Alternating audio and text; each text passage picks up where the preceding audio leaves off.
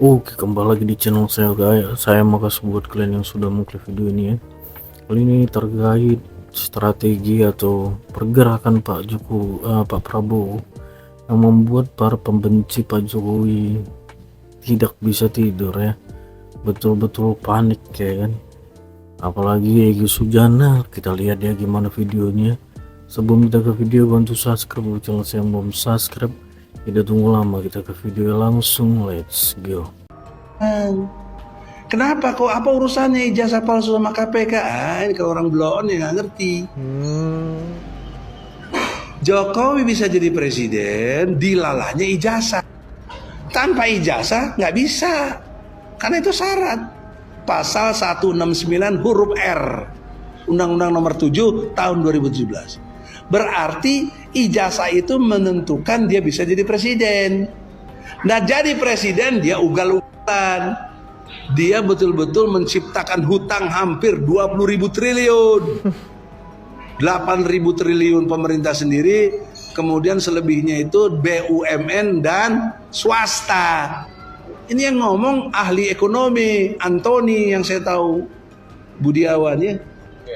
Dan siapa lagi? Rizal Ramli juga pernah ngomong. Faisal Basri sampai mati Faisal Basri itu. Semoga mati syahid. Saudaraku Faisal Basri. Karena dia kader saya juga di HMI dulu. Dia di UI. HMI yang waktu instrukturnya gue, dia murid. Kan gue sombong. Ya. Oleh karena itu, dalam kesempatan ini kita berharap pemerintahan Prabowo berlaku objektif, tidak berpihak, walaupun dia pernah dibantu oleh Jokowi. Objektif itu tidak boleh berpihak kecuali kepada kejujuran, kebenaran, dan keadilan. Inilah teori saya. Profesor saya pidatonya ini tentang teori Asjubedil, teori yang saya formulasikan sendiri.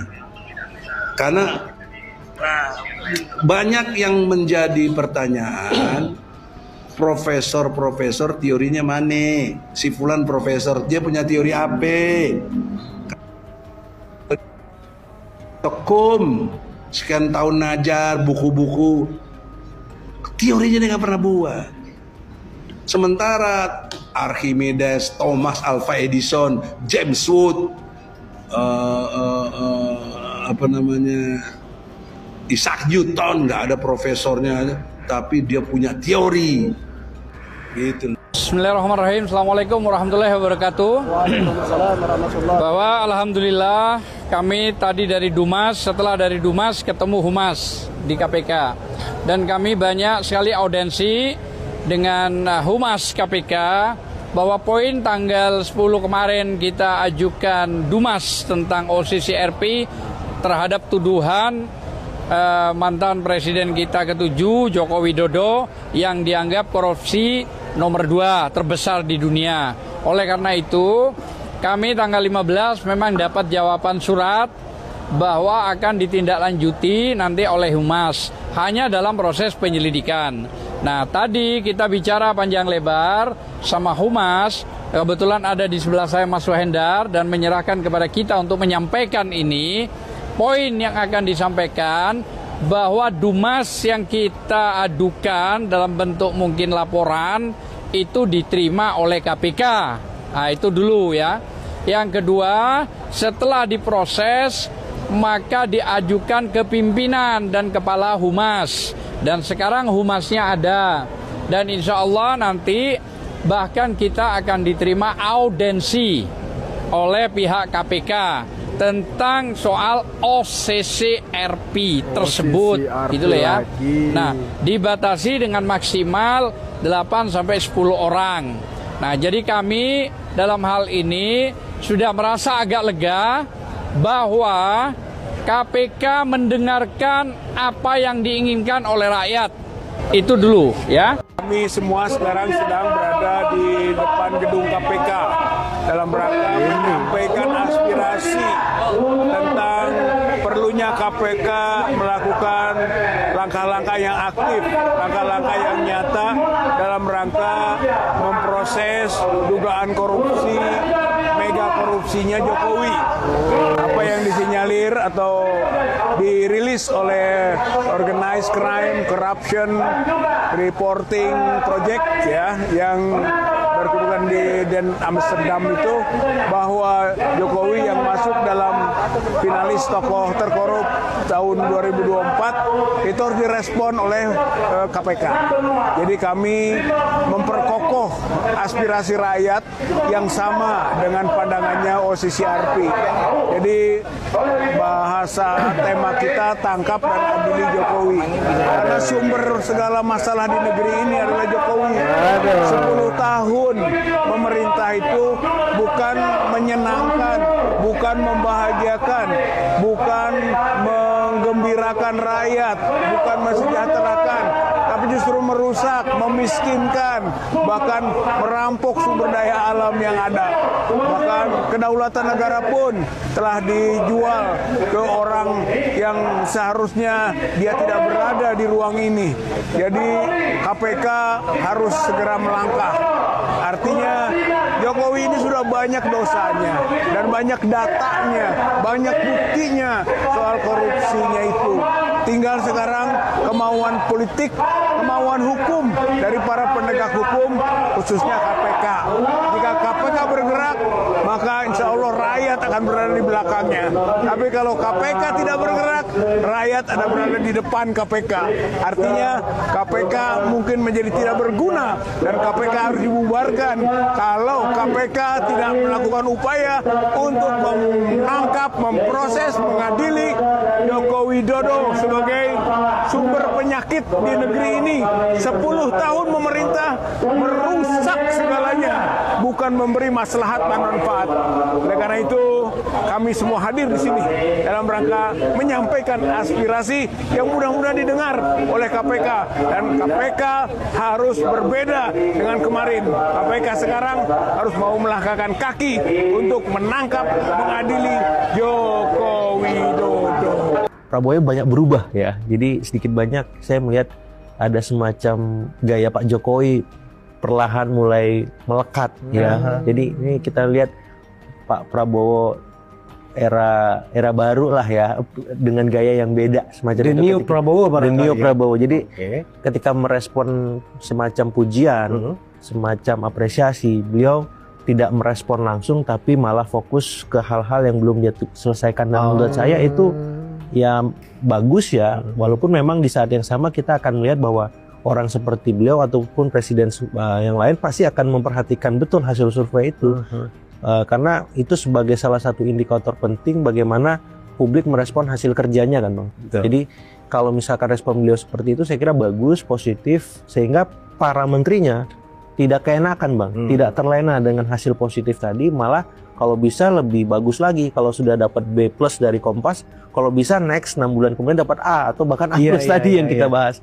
Jadi ini penting karena Pak Prabowo saya lihat tidak mau juga anak buahnya terlena, dan mindset military way itu saya kira hari ini memang sangat kuat melekat, dan setiap ada semacam pelanggaran kemudian kesalahan para pembantunya, Pak Prabowo bahkan pembantunya, kita ambil contoh Mas Teddy gitu ya, Mayor Teddy itu langsung memperingatkan agar menterinya berubah, berbuat sesuatu supaya bisa meredam gejolak publik di bawah. Pertama, saya berharap Pak Prabowo itu juga punya survei di internal, Mas. Survei di internal. Jadi kalau dulu di istana atau di Gerindra maksudnya? Di istana. Jadi kalau di zaman Pak SBY itu ada UKP 4. Oh, KP 4. Kalau zaman Pak Jokowi ada KSP. Nah, jadi itu semacam survei semacam Litbang Kompas lah, yang mengevaluasi seluruh menteri, wakil menteri, kepala badan wakilnya dan seterusnya, bagaimana kinerjanya. Dan itu dirilis ke publik. Menurut saya itu sebuah gebrakan luar biasa kalau Pak Prabowo fair dengan kinerja para pembantunya. Ini loh tim saya. Nah, selama ini survei itu hanya ada di internal kabinet ataupun istana ya. Disampaikan satu persatu. Karena biar jelas ketika Pak Prabowo mengambil keputusan misalkan reshuffle atau ada keputusan-keputusan lain termasuk soal kebijakan yang ditempuh oleh menteri terkait semacam itu. Jadi kalau survei itu dipublish sebagaimana Litbang Kompas itu kan menarik, Mas. Jokowi adalah terkorup, presiden terkorup. Jelas kok. Saya bisa membuktikan itu. Jangan dikira korupsi itu karena dari materi. Jadi Apakah KPK harus memproses ini, Pak? Kok dia jadi sering diganggu-ganggu sama media lah, saya lihat di depan rumahnya. Padahal dia kan pengen liburan, pengen menikmati pensiun, pengen sama-sama cucu. Gimana tuh, Pak? Kenapa sih media ini ganggu-ganggu terus? Ya karena persoalannya kan memang Jokowi sendiri yang bikin masalah. Lah, Masalah apa ini, Pak? yang di dunia. Oh, itu. Oh, CCRP. CCRP itu. Organized Crime and Corruption. Betul. Nah, memang itu kan katanya organisasi wartawan yang di luar negeri. Dan mereka katanya kan mengambil responden. Itu mereka memberikan kuesioner dan diisi oleh masyarakat biasa. Iya. Jadi saya rasa sih itu nggak ada masalah. Jadi itu kan bukan badan hukum, bukan penegak hukum, bukan polisi, bukan Interpol atau bukan apa. Jadi ngapain Pak Jokowi bingung soal itu? Ngapain dia risau? Ya jelas dong, semuanya orang kalau mengatakan kamu adalah maling, kamu pencuri, kan dia risau dong. Oh iya. Sementara yang mengatakan CCRP itu ada organisasi, bukan wartawan, bukan organisasi loh. Dia semacam tim survei. Betul. Ya, dia survei semua. Jokowi adalah terkorup, presiden terkorup. Enggak, nomor satunya sih Bashar al-Assad.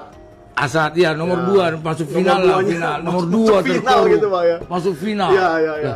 Nah, kenapa kira-kira Pak Jokowi ini yang dipikirin oleh netizen, makanya dipilih gitu loh, Pak? Kok netizen? Saya sendiri mengatakan itu terang ya. Pak Jokowi mengatakan mana buktinya? Mana buktinya? Korup apa? Yang dikorupsi apa? Ya dibuktikan apa? Jelas kok. Saya bisa membuktikan itu. Jangan dikira korupsi itu karena dari materi. Ya, rekeningnya mana dong, Pak? Buktikan dong. Itu bukan itu diminta korupsinya itu. Korupsinya itu seperti begini. Saya mengkorupsi waktu. Jam pulang kantor jam 5. Ternyata saya jam 3 udah pulang. Korupsi waktu. Itu korupsi waktu. Untuk pacaran kali gitu ya. Untuk korupsi waktu ya. Iya, betul. Kedua, ini masalah konstitusi loh. Institusi itu dikorupsikan. Apa yang dikorupsi? Putusan MK itu jelas banget. Karena memang putusan MK yang dulu ada pamannya ya. Ada pamannya itu terkorup, Ada itu ipar lah. korupsi di bidang pemerintahan itu. Jadi jangan Pak Jokowi cuma bilang mana buktinya, itu buktinya. Jadi apakah KPK harus memproses ini, Pak? Bagaimana mau KPK mau terlibat? Kita masyarakat udah tahu KPK sampai di mana sekarang, udah percaturan hukum sekarang udah. Yang penting kita masyarakat tahu bahwa Jokowi itu telah dicatat finalis terkorup di dunia, udah itu dulu lah. Pertanyaan yang sangat sederhana adalah begini. Apa pentingnya bagi Prabowo bertemu dengan Megawati? Nah, ini saya juga penasaran ini. Dan apa pentingnya bagi PDIP pertemuan antara Megawati dengan Prabowo? Kalau kita tinjau dari segi Prabowo, itu tak ada sama sekali kepentingannya bertemu dengan Megawati dari segi politik.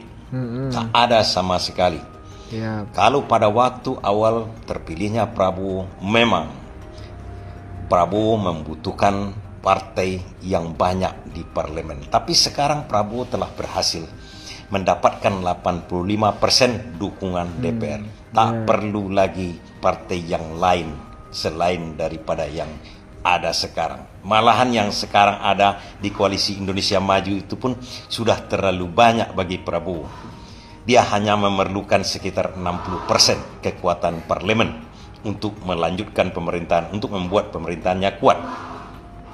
Sekarang ada 85%. Mungkin sebagian kalau mau mundur dari Koalisi Indonesia Maju, Prabowo pun dengan senang hati mengatakan silakan saja. Namun kenapa dinarasikan sekarang ini Megawati katanya mau menjadi mitra partner dari pemerintahan? Ya, itu menjadi tanda Kita tanya sebagai besar. insan yang berpolitik juga, manusia yang dipolitikkan juga, harus cerdas melihat hal ini. Bagi Prabowo tak ada urusannya sama sekali. Mau bergabung, mau oposisi PDIP pada saat ini tak ada masalah sama sekali. Yang jadi masalah adalah bagi PDIP. Begitu Hasto ditersangkakan, perlindungan diperlukan dari Prabowo. Perlindungan dari apa? Dari diuyek-uyek oleh Jokowi. Kan itu yang dikatakannya. Katanya Hasto ditersangkakan ini adalah perintah dari Jokowi. Bahkan bisa-bisa menyerempet kepada Megawati. Aduh. Effendi Simbolon pun mengatakan sebaiknya Sekjen dan Ketua Umum PDIP mengundurkan diri. Effendi Simbolon barisan kader-kader yang dipecat oleh PDIP bersama Jokowi, Gibran, dan Bobi mengatakan dengan lantang sebaiknya mereka mundur menjadi ketua umum, biar yang lain lagi, regenerasi lagi, biar ada perbaikan hubungan antara Jokowi dengan PDIP, antara Prabowo dengan PDIP, antara Prabowo dengan semuanya. Kira-kira begitulah. Oke, itu dia video, gimana menurut kalian, dan sampai bertemu di video saya selanjutnya. Buh.